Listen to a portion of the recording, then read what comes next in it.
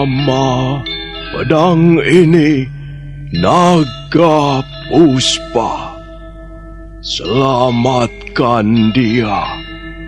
Jangan sampai jatuh ke tangan pendekar berwatak jahat.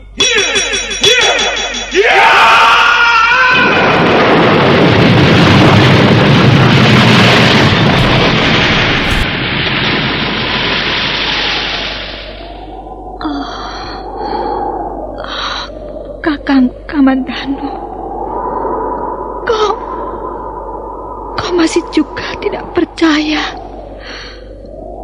bahwa aku mencintaimu. Mesin, maafkan aku, Mesin. Mesin, Mesin.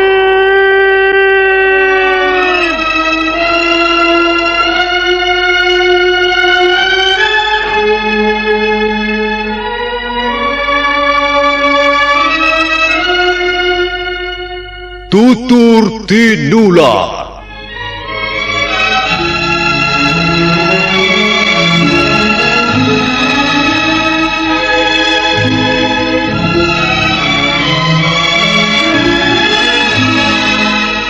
Sebuah sandiwara radio serial, produksi Sanggar Cerita dan teater Sanggar Prativi.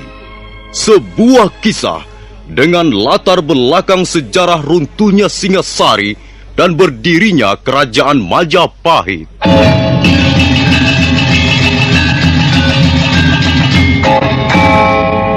Sandiwara ini didukung oleh pemain-pemain radio yang sudah ternama.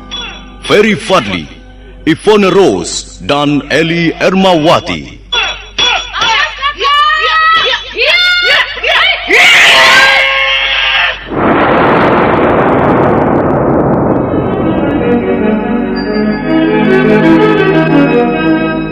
Naskah ditulis dan diolah oleh S. Tijab.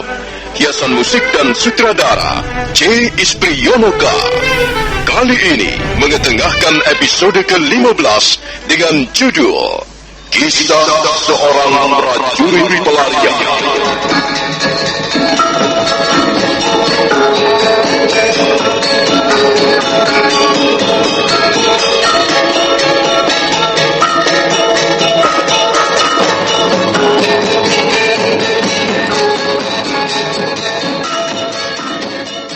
Dalam seri ke-424 ini didukung oleh para pemain Margaret sebagai Dewi Sambi, Heri Stiono sebagai Sanggrama Wijaya, Ferry Fadli sebagai Arya Kamandanu, Idris Apandi sebagai Ramapati, dan Asdi Suhastra pembawa cerita. Selamat menikmati. Nanti aku harus bisa membalas dendam. Aku harus bisa membunuh orang yang bernama Arya Kamandanu dan Sakawuni. Aku bersumpah, Kakang, suatu saat nanti, kalau kesempatan itu datang, aku akan membunuh mereka untukmu. Tapi aku tidak boleh berlaku sembrono. Aku tidak mungkin melawan mereka secara terang-terangan. Aku tidak mungkin melawan mereka seorang diri. Aku harus menemukan sebuah cara yang jitu untuk membalas dendam. Kakang, kasihan sekali nasibmu.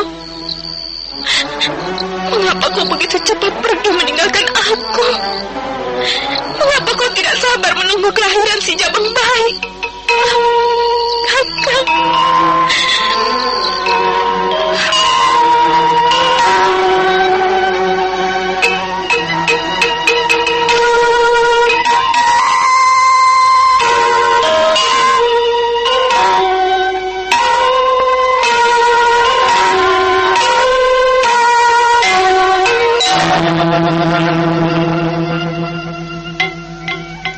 Setelah puas menangisi jenazah Empu Bajil, Dewi Sambi kembali bangkit.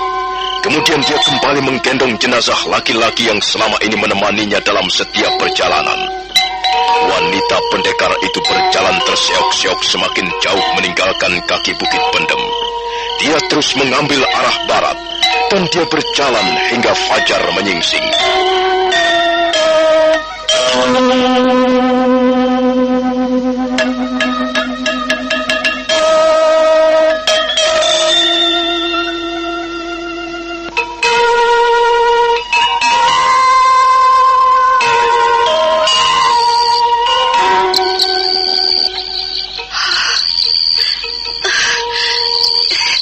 Kita istirahat dulu, Kakang. Aku lelah sekali. Aku takut ya Bang Bayi ini nantinya mendapat cedera. Aku harus berhati-hati. Dia harus selamat lahir di muka bumi. Dia adalah anakmu, Kakang. Anak kita. Nah, aku telah menemukan sebuah cara. Sebuah cara yang sangat jitu untuk melampiaskan dendam Kesumat. Tapi aku harus berhati-hati menggunakan cara ini. Aku tidak boleh berlaku sembrono, karena hal itu bisa mendatangkan malapetaka besar. Yang penting, sekarang ini aku harus menunggu kelahiran jabang bayi. Dan setelah itu, aku baru akan melaksanakan niatku. Untuk melaksanakan niatku, maka tubuhmu tidak boleh terlalu cepat membusuk. Tubuhmu harus senantiasa segar. Karena itu, aku akan membawamu ke suatu tempat, Kakang Bajil. Aku akan membawamu ke puncak bukit Sahasrasrabahu. Bukit Seribu Sinar. Kesanalah Dewi Sambi sekarang menuju.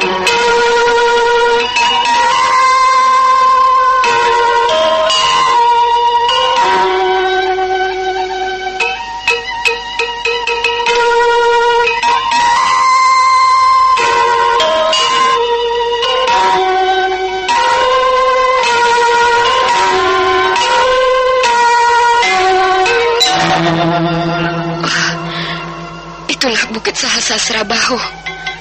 Aku akan meletakkan tubuh Kakang Bajil di atas puncak bukit Sahasrasrabahu.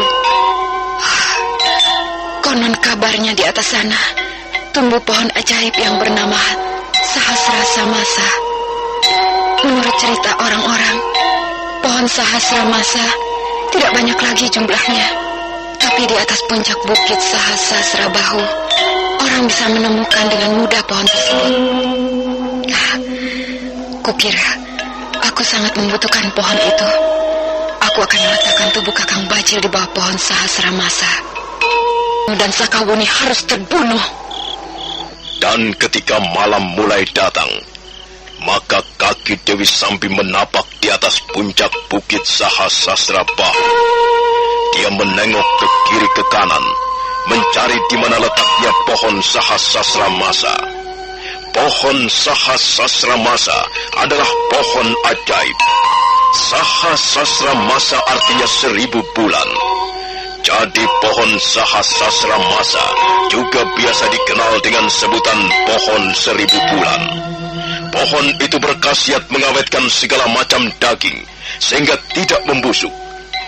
Setelah beberapa saat lamanya mencari, akhirnya Dewi Sambi menemukan pohon yang lekar itu membaringkan tubuh Empu Bajil di bawah pohon Sahasrasramasa.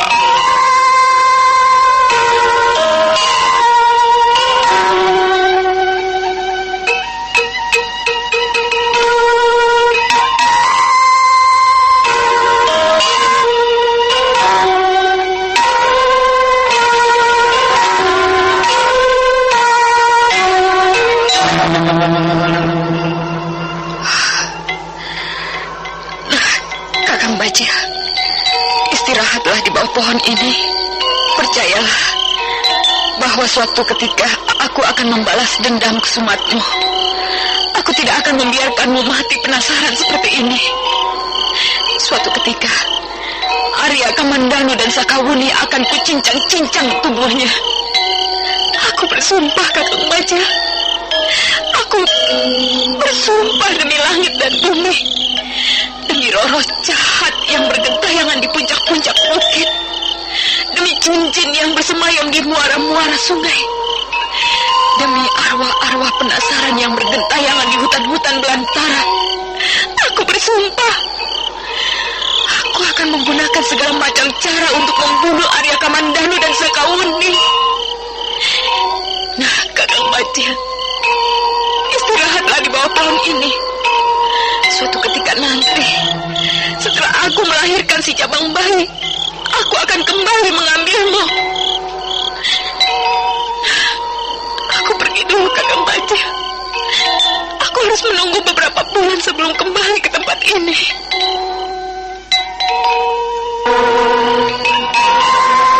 Maka demikianlah Dewi Sambi meletakkan tubuh Empu Bajil di bawah pohon Sahasrara Masa. Dan setelah itu dia pun kembali melangkah menuruni puncak bukit Sahasrara Bahu. Entah kemana selanjutnya dia akan pergi, dia sendiri belum tahu. Tapi yang jelas, hanya satu idam-idaman yang sekarang ini menghantui hati nuraninya. Idam-idaman yang dilandasi para api dendam. Maka tekad itu pun semakin bulat. Setelah melahirkan bayinya nanti, Dewi Sambi bermaksud mencapai apa yang diidam-idamkannya. Tidak lain dan tidak bukan, ialah membunuh Arya Kamandanu dan Sakawuni.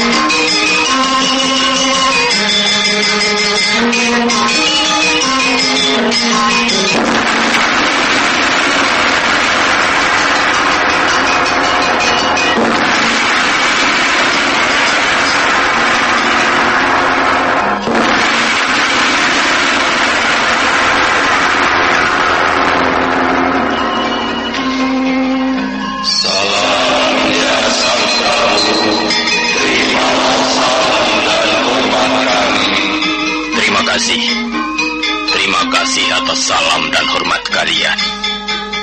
Sekarang, marilah kita mulai membahas segala sesuatu yang menyangkut kesejahteraan negeri kita, negeri Majapahit tercinta. Kulihat, sekarang ini Arya Kamandanu dan Sakawuni ikut hadir di Balai Paseban Agung ini.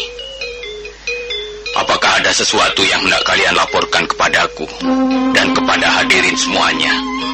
Ampun Gusti Prabu. Hamba memang ingin melaporkan perihal tugas yang selama ini hamba laksanakan demi ketentraman pemerintah Majapahit. Apakah kau sudah berhasil menumpas kaum perusuh Kamandanu? Berkat doa restu Gusti Prabu dan berkat izin dari para dewa yang memerintah langit dan bumi, hamba berhasil menjalankan tugas dengan sebaik-baiknya. Bagus. Syukurlah kalau begitu. Jadi kau sudah berhasil menumpas kaum perusuh. Apakah kau dapat membuktikannya, Kamandanu? Ampun Gusti Prabu. Hamba akan melaporkan jalannya peristiwa dari permulaannya. Arya Kamandanu kemudian membeberkan jalannya peristiwa penumpasan kaum perusuh yang dipimpin oleh gembong perusuh Empu Bajil dan Dewi Sambi. Dan setelah selesai membeberkan segala sesuatunya yang pantas untuk dilaporkan, Arya Kamandanu mengulurkan sebuah bungkusan yang terbuat dari lembaran-lembaran daun talas hutan. Bungkusan apakah itu, Kamandanu? Coba Paman Ramapati, tolong bawalah bungkusan itu mendekat. Kemudian bukalah bungkusan itu di depanku. Baik, Gusti Prabu. Ramapati menerima bungkusan dari Arya Kamandanu. Kemudian sambil menggeser tempat duduknya, Ramapati membuka bungkusan di depan Sang Prabu Kertarajasa Jayawardana. Seketika bau busuk memenuhi ruangan Balai Paseban Agung. Sang Prabu sendiri segera memalingkan wajahnya karena tidak tahan mencium bau busuk yang memancar dari kepala Empu Bajil. Oh, kepala siapakah itu, Kamandanu? Ampun Gusti Prabu. Seperti yang telah hamba laporkan di depan, hamba dan Sakawuni berhasil membunuh gembong kaum perusuh yang bernama Empu Bajil. Dan kepala ini ialah kepala gembong perusuh tersebut. Oh, iya. Sudahlah. Kukira sudah cukup. Bawalah kembali bungkusan ini keluar dari Balai Paseban Agung ini. Dan pancangkanlah kepala gembong kaum perusuh itu di tengah alun-alun 7 hari 7 malam lamanya. hari itu sebagai peringatan keras bagi siapa saja yang ingin merongrong kewibawaan pemerintahan Majapahit. Dan setelah 7 hari 7 malam, kuburkanlah kepala gembong kaum perusuh itu sebagaimana mestinya. Laksanakan perintahku, Paman Ramapati. Baik, Gusti Prabu. Hamba akan segera laksanakan. Ramapati kemudian menyuruh anak asuhnya membawa bungkusan yang berisi kepala Empu Bajil keluar dari Balai Paseban Agung Istana Majapahit. Dan setelah bungkusan itu dibawa keluar, maka bau busuk pun tidak lagi terasa. Para hadirin kembali bisa bernafas dengan lega, dan Sang Prabu kembali mulai memimpin pertemuan agung di pagi yang cerah itu. Sekarang, aku ingin mendengar laporanmu, Paman Ramapati. Bagaimana dengan Telik Sandi yang kau tugaskan untuk memeriksa keadaan di sekitar Bukit Pendem? Ampun, Gusti Prabu. Salah seorang Telik Sandi adalah anak asuh hamba sendiri. Ayo, Rawadeng, laporkanlah segala sesuatu yang kau lihat di sekitar puncak Bukit Pendem. Baik, Gusti Ramapati.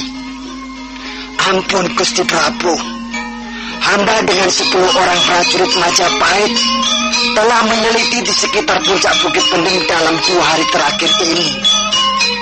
Dan ternyata memang benar apa yang dilaporkan oleh Tuan Arya Kamandanu. Hamba melihat dengan mata kepala sendiri ada mayat yang jumlahnya cukup besar bertumbuk-tumbuk di sekitar lereng bukit. Dan ternyata mereka adalah mayat dari anggota kaum perusuh. Memang benar seperti apa yang telah dilaporkan Tuan Kamandanu. Bukit Pendem merupakan sarang kaum perusuh. Baiklah kalau begitu. Kukira semuanya sudah beres. Mudah-mudahan saja Majapahit di hari-hari yang akan datang semakin aman dan semakin tentram. Arya Kamandanu dan kau juga Nini Sakawuni.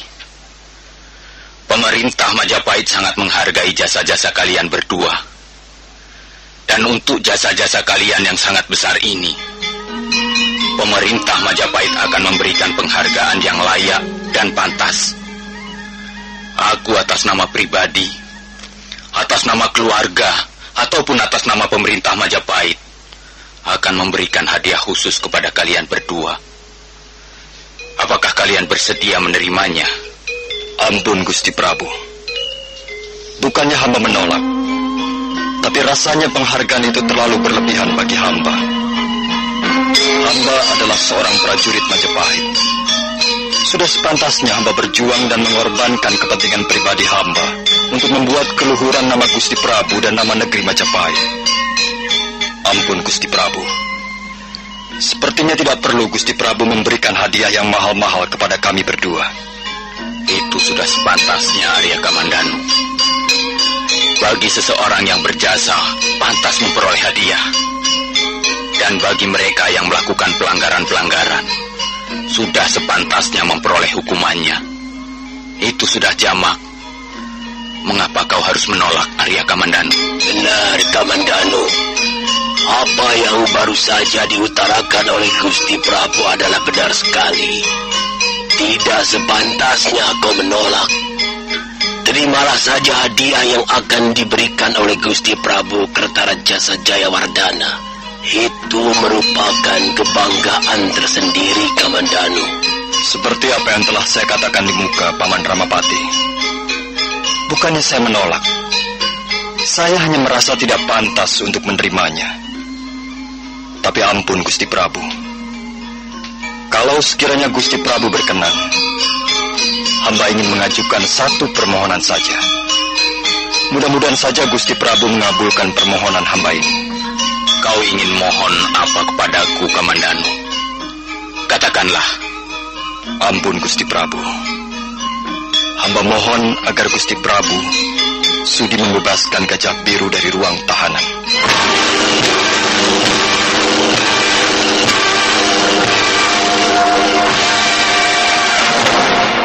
Begitu selesai mengucapkan kata-katanya, Arya Kamandanu menundukkan wajahnya ke lantai Paseban Agung.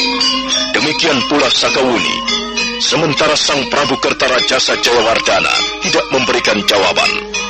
Para hadirin saling memandang, tapi tidak seorang pun yang mengeluarkan kata-kata. Nah, saudara pendengar, bagaimanakah kisah selanjutnya? Silakan menunggu seri berikutnya. Sampai jumpa.